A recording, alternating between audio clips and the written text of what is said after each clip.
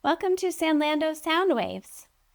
We're at week 1, day 1, the very beginning.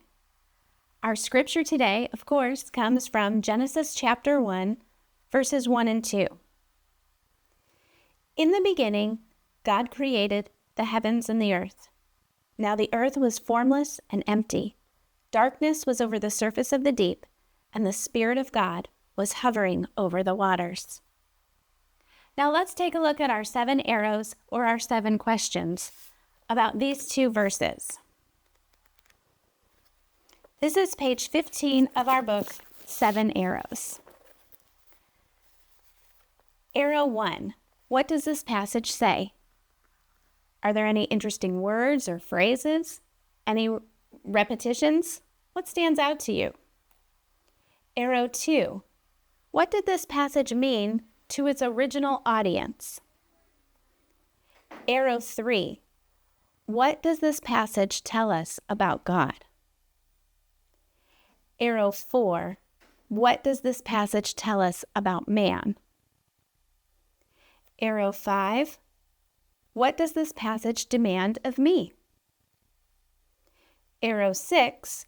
How does this passage change the way I relate to people? And arrow 7, what does this passage prompt me to pray to God? There was never a time when God did not exist. Our Bible begins with the story of creation, yet God existed long before he created the world. Genesis 1 begins in the beginning of human history, but it is not the beginning of God's story.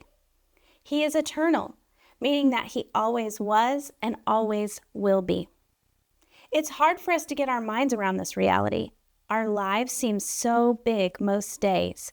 We've got so much to do, so many people competing for our attention, and so many things that make us worry about the future. We can easily lose sight of that fact, that God is so much bigger than we are.